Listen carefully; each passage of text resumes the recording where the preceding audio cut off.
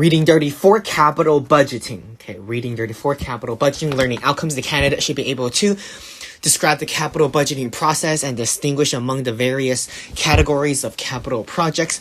Describe the basic principles of capital budgeting. Explain how the evaluation and selection of capital projects is affected by mutually exclusive projects, project sequencing, and capital rationing. Calculate and interpret the net present value, NPV, internal rate of return, IRR, payback period, discount payback period, and profitability index, PI, of a single capital project. Explain the NPV profile, compare the NPV and IRR methods when evaluating independent and mutually exclusive projects, and describe the problems associated with each of the evaluation methods. Describe expected relations among the investment's NPV, company value, and share price. Introduction.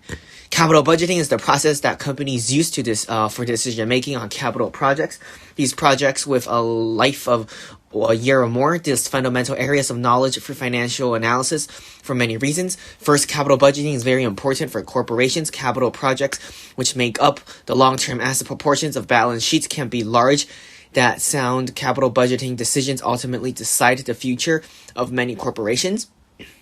Capital decisions cannot be reversed at a low cost, so mistakes are very costly. Indeed, the real capital investment of company describe a company better than its working capital or capital structures, which are intangible and tend to be similar to many corporations. Second, the principles of capital budgeting have been adopted for many other corporate decisions, such as investments in working capital, leasing, mergers and acquisitions, and bond refunding. Third, the valuation principles used in the capital budgeting are similar to the valuation principles used in security analysis and portfolio management. Many of the methods used by the security analysis and portfolio managers are based on the capital budgeting method. Conversely, there have been innovations of security analysis and portfolio management that have also been adopted to capital budgeting. Finally, although analysts have a vantage point outside the company, their interest in valuation coincides with the capital budgeting focus on maximizing shareholder value. Because capital budgeting information is not ordinarily available outside the company, the analyst must attempt to ensure or estimate the process within reason, at least for companies that are not too complex. Further, analysts may be able to appraise the quality of the company's capital budgeting process, for example, on the basis of whether the company has an accounting focus or an economic focus. His reading is organized as follows. Section 2 presents the steps in a typical capital budgeting process. After introducing the basic principles of capital budgeting, Section 3. In Section 4, we discuss the criteria by which a decision to invest in a project may be made. Capital budgeting process. The specific capital budgeting process that a manager uses depends on the manager's level in the organization, the size and complexity of the project. To be evaluated, the size of the organization. The typical steps in the capital budgeting process are as follows. Step 1, generating ideas. Investment ideas can come from anywhere, from the top to the bottom of the organization, from any department or functional area, or from outside the company. Generating good investment ideas to consider is the most important step in the process. Step 2, analyzing individual proposals. Step 3, planning the capital budget. Step 4, monitoring the post-auditing. Planning for capital investment can be very complex, often involving many persons inside and outside of the company. Information about marketing, science, engineering, regulations, taxation, finance, production, and behavior issues must be systematically gathered and evaluated. The authority to make capital decisions depends on the size and complexity of the project. Lower level managers may have directions to make decisions that involve less than a given amount of money, or that do not exceed a given capital budget. Larger than more complex decisions, and reversed for top management, some are so significant that the company's board of directors ultimately have the decision-making authority. Like anything else, capital budgeting follows some rough categories for analysis. One classification would be as follows: the replacement projects, the expansion projects, the new product and services, regulatory safety and environmental projects, and other projects. Basic principles of capital budgeting. Capital budgeting has a rich history and sometimes employs some pretty sophisticated producers. Fortunately, capital budgeting relies on just a few basic principles. Capital budgeting usually uses the following assumptions. Decisions are based on cash flow. The decisions are not based on accounting concepts such as net income. Furthermore, intangible costs and benefits are often ignored because if they are real, they should result in cash flow at some other time. Timing of cash flow is crucial. Analyst makes an extraordinary effort to detail precisely what cash flow occurs. Cash flows are based on the opportunity costs, which are the incremental cash flows that occur with an investment compared to what they would have been without the investment. Let me drink my water real fast.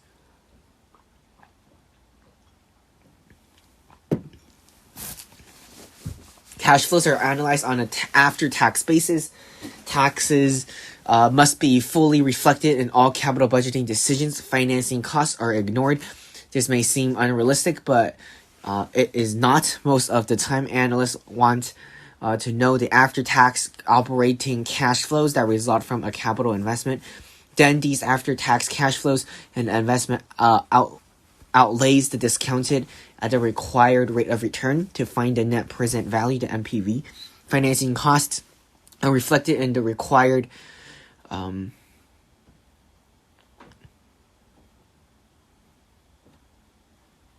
rate of return, including financing costs and a cash flow that discounts rate. We would be doubling counting the financing costs. So even though a project may be financed with some combination of debt and equity, we ignore these costs, focusing on the operating cash flows, and capturing the cost of debt in the discount rate. Capital budgeting cash flows are not accounting net income. Accounting net income is reduced by non-cash charges such as accounting depreciation. Furthermore, the reflect of cost of debt financing, interest expansion are also subtracted from accounting net income. Accounting net income also differs from economic income, which is the cash inflow plus the change in the market value of the company. Economic income does not subtract the cost of debt financing, and it is based on the changes in the market value of the company, not changes in the book value. In assumption 5 above, we refer to the rates used in discounting and cash flows as the required rate of return. The required rate of return is the discount rate that investors should require given the riskiness of the project. This discount rate is frequently called the opportunity cost of funds or the cost of capital. If the company can invest elsewhere and earn a return of R, or if the company can repay its sources of capital and save the cost of R, then R is the company's opportunity cost of funds. If the company cannot earn more than its opportunity cost of funds on an investment, it should not undertake that investment. Unless an investment earns more than that of the cost of the fund from the suppliers of capital, the investment should not be undertaken. The cost of capital concept is discussed more extensively elsewhere, regardless of what it is called. An economically sound discount rate is essential for making capital budgeting decisions.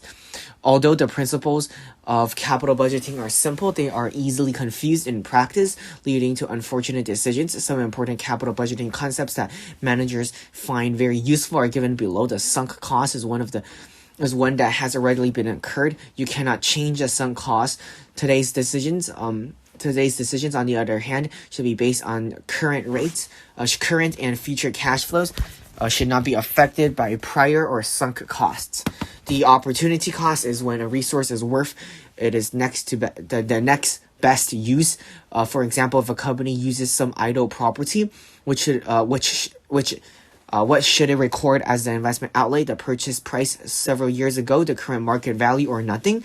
If we replace an old machine with a new one, what is the opportunity cost? If you invest 10 million, what is the opportunity cost? The answer of these three questions are respectively the current market value, the cash flow of the old machine would generate, and 10 million, which you can invest elsewhere. And incremental cash flow is the cash flow that is realized because of the decisions, the cash flow with decision minus the cash flow without the decision. If opportunity costs are correctly assessed, the incremental cash flow provides a sound basis for capital budgeting.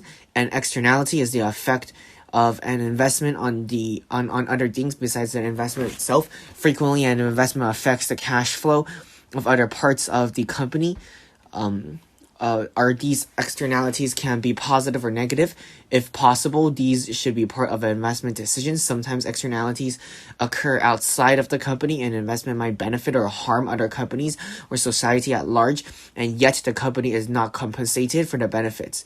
Cannibalization is an externality. Cannibalization occurs when an investment takes customers and sells away from another part of the company, which is like eating yourself, it's a kind of scary way to think about terminology. Conventional cash flows versus non-conventional cash flow. Conventional cash flow pattern is one within an initial cash followed by a series of inflows. In a non-conventional cash flow pattern, the initial cash flow is not followed by inflow only, but the cash flows can flip from positive to negative again, or even change signs several times. An investment that involves outlays or negative cash flows for the first couple of years that were then followed by positive cash flows would be considered to have a conventional pattern. If cash flows change signs once, the pattern is conventional. If cash flow change signs 2 or more times, the pattern is non-conventional. Several types of projects interactions makes the incremental cash flow analysis changing. The following are some of these interactions. Independent projects versus mutually exclusive projects. Independent projects are projects whose cash flows are independent of each other. Mutually exclusive projects are compete directionally with each other. For example, if project A and B are mutually exclusive, you could choose A or B, but you cannot choose both. Sometimes there are several mutually exclusive projects, and you can only choose one from the group. Project sequencing. Many projects are sequenced through time, so that investing in a project creates the option to invest in future projects. For example, you might invest in a project today, and then in 1 year invest in a second project, and the financial results of the first project or new economic conditions are favorable. If the results of the first project or the new economic conditions are not favorable, you do not invest in the second project. Unlimited funds versus capital rationing. An unlimited fund environment assumes that a company can raise funds it wants for all profitable projects simply by paying the required rate of return. Capital rationing exists. Capital rationing exists when a company has a fixed amount of funds to invest. If the company has more profitable projects than the funds for it, it must allocate the funds to achieve the maximum shareholder value subject to the funding constraints.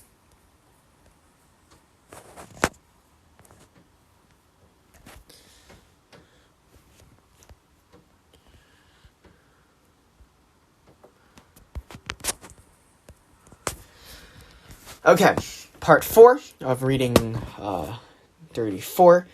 Investment decision criteria. Analysts use several important criteria to evaluate capital investments. The two most comprehensive measures of whether a project is profitable or unprofitable are the net present value, the NPV, and internal rate of return, IRR. In addition to these, we present 4 other criteria that are frequently used: the payback period, discounted payback period, average accounting rate of return, ARR, and profitability index, or PI. An analyst must fully understand the economic logic behind each of the investment decision criteria, as well as its strength and limitation in practice. Net present value for the projects with one investment outlays made initially. The net present value, or NPV, is the present value of the future after-tax cash flows minus the investment outlays, or NPV, where it is as such. To illustrate the net present value criteria, we will take a look at a simple example. Assume the Gerhardt Corporation is considering an investment of $50 million in a capital project that will return after-tax cash flow of around $16 million per year for the next 4 years, plus another $20 million in year 5. The required rate of return is 10%. For Gerhardt examples, the NPV would be as such. We just plug it into the summation diagram, or the summation formula.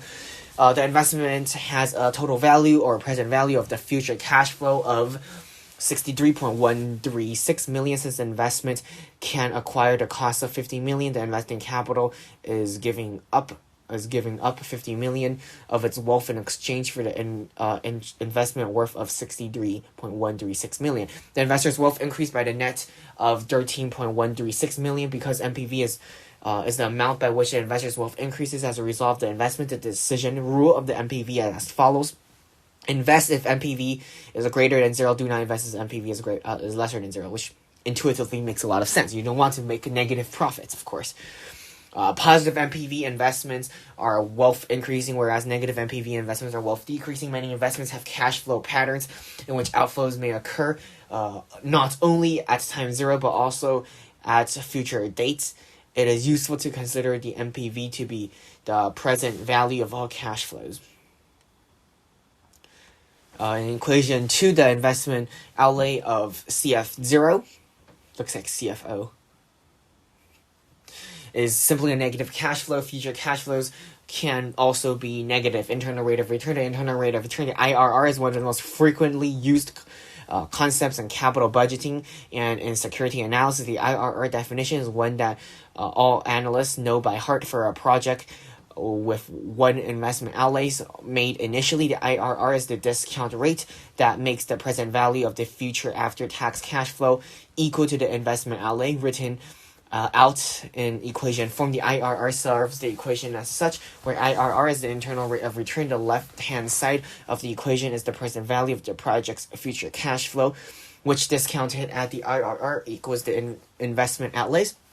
The equation will also be seen rearranged as such in the form equation 3 looks like the NPV value equation. Equation 1 excerpts that the discount rate is the IRR instead of R, which is the required rate of return discounted at the IRR, and the NPV is equal to 0. If the Gerhardt Corporation example, we want to find a discount rate that makes the total present value of all cash flows, the NPV, equals 0. In equation form, the IRR is discounted rate of that solves this equation is as such. Algebraically, the equation would be very difficult to solve. We normally resort to trial and error, systematically choosing various discount rates until we find it. And IRR to satisfied the equation, we previously discount these cash flows at 10% and find the NPV to be 13.136 million. Since NPV is positive, the IRR is probably greater than 10%. If we use 20% as a discount rate, the NPV is negative 0.5 for 3%, so 20% is a little too high. One might try several other discount rates until the NPV is equal to 0. This approach is illustrated in Table 1.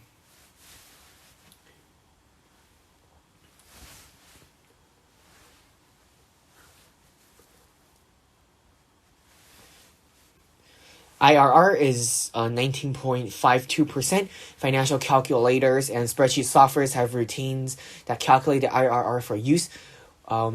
So we do not have to go through this trial and error procedure ourselves. The IRR computed more precisely is 19.5197%. The decision rule for IRR is to invest if the IRR exceeds the required rate of return for a project.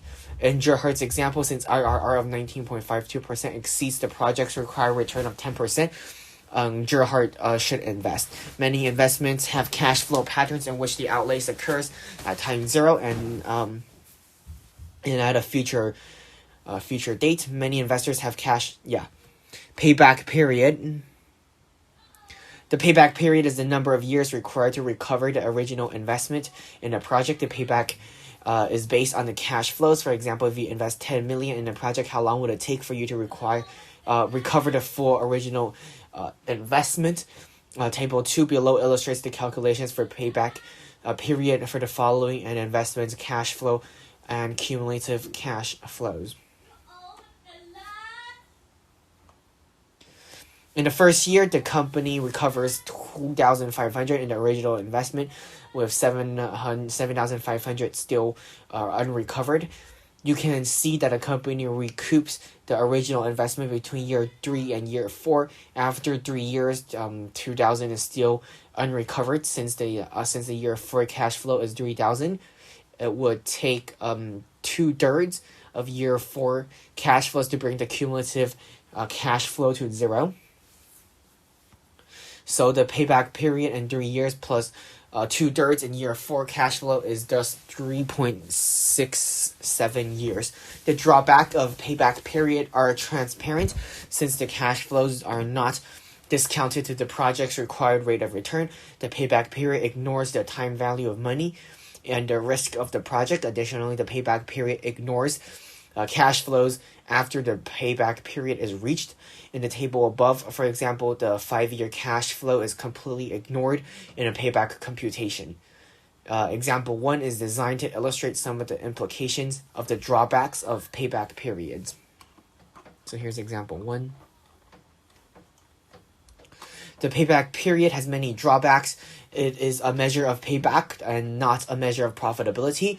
By itself, the payback period will be dangerous criteria for evaluating capital project simplicity.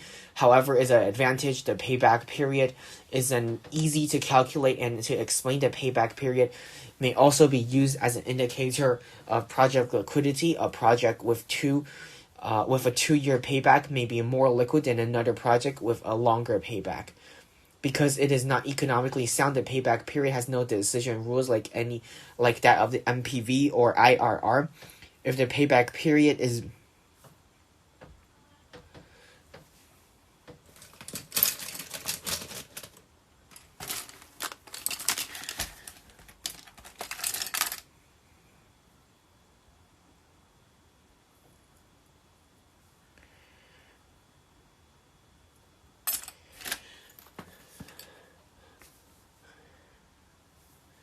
the discounted payback period. The discounted payback period is the number of years it takes for the cumulative discount cash flows from a project to equal the original investment. The discounted payback period partially addresses the weakness of the payback period.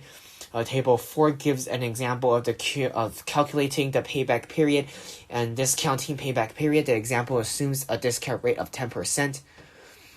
Payback rate is 3 years plus such a number. The discounted payback period relies on discounted cash flows, much as the NPV criteria does. If a project has a negative NPV, it would usually have a discounted payback period, since it would never recover the initial investment. The discounted payback does not account for the time value of money and a risk within the discounted payback period, but it ignores the cash flows after discounted payback period is reached. This drawback has 2 consequences. First, the discounted payback period is not a good measure of profitability because it ignores these cash flows. Second, another discounted payback period comes from the possibility of negative cash flows after the discounted payback period is reached. If it's possible for a project to have a negative NPV but have a positive cumulative discounted cash flow in the middle of their life, and thus the reasonable discounted payback period, the NPV and IRR, which consider all the project cash flow, do not suffer from this problem. Average accounting rate of return, the AAR can be defined as the average net income divided by the average book value. To understand this measure of return, we use the numerical example. Assuming a company invests $200,000 in a project of depreciating a straight line over a 5-year to salvage value, sales revenues, and cash operating expenses for each year as shown in Table 5. The table also shows the annual income tax as at a 40% tax rate and net income. For the 5-year period, the average net income is $18,000. The initial book value of $200,000 declines by $40,000 per year until the final book value is at 0. The average book value of assets is thus as such. The average accounting return is 18%. Notice it says accounting return and not economic return because accounting return does not take into account opportunity costs or what economic return does. The advantage of the ARR is that it's easy to understand and easy to calculate. The ARR has some important advantages. However, unlike the capital budgeting criteria, discussed here, the ARR is based on accounting numbers and not based on cash flows. It is an important conceptual and practical limitation. The ARR also does not account for the time value of money. And there is no conceptual sound cutoff for the ARR that distinguishes between profitable and unprofitable investments. ARR is frequently calculated in different ways, so the analyst should verify the formula behind the ARR numbers that are supplied by someone else. Analysts should note that ARR, it's the potential limitations in practice, but it should rely on more economically sound methods such as NPV or IRR. Profitability index. Profitability index, or PI, is the present value of the project's future cash flow divided by the initial investments. It can be expressed as such.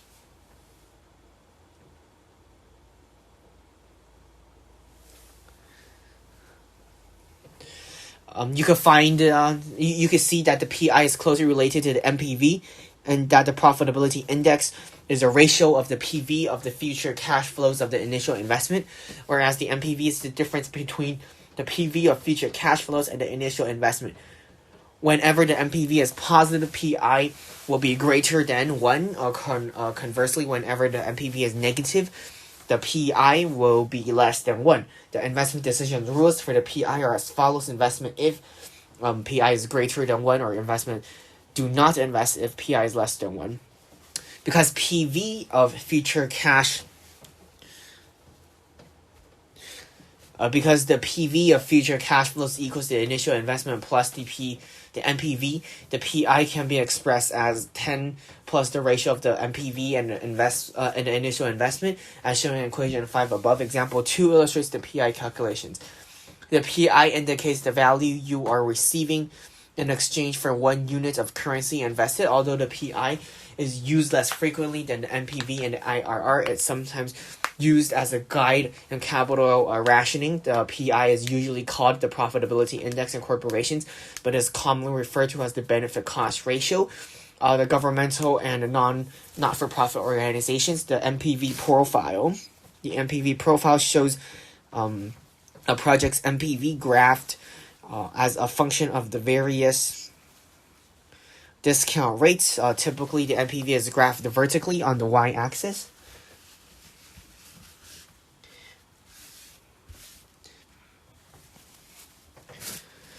And the discount rate to be graphed horizontally on the x-axis. The NPV profile, white elephant, the white unicorn, the NPV profile of the Gerhardt capital budgeting project seen in example 3. Okay, here's example 3. The NPV value for the Gerhardt corporation that we've gone through a lot in this section. The NPV profile in figure 1 is well behaved. The NPV declines at the decreasing rate and the discount rate increases. The profile is convex from the origin, convex from below. You would shortly see some examples in which the NPV profile is more complicated. Ranking conflicts between NPV and IRR. For a single conventional project,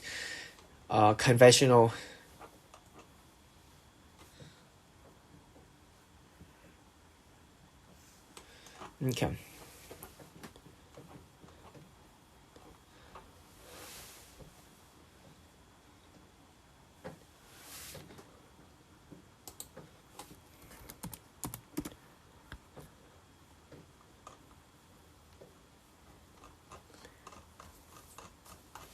Well, let's see where my chapter ends. This is kind of confusing.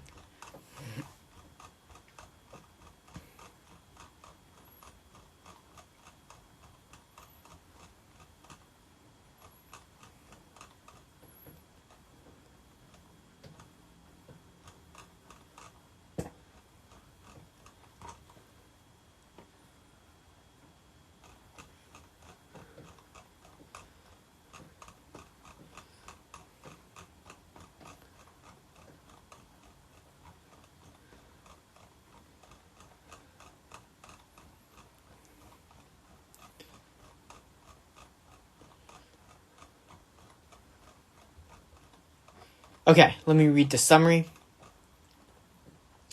Capital budgeting is a process that companies use for decision making on capital projects.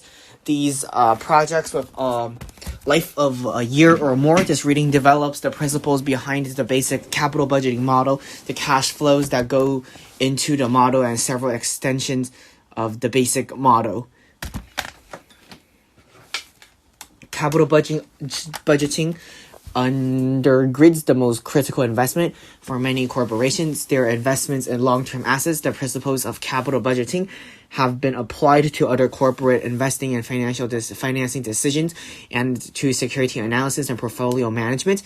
The typical steps in capital budgeting processes are generating ideas, analyzing individual proposals, planning the capital budget, and monitoring and post-auditing.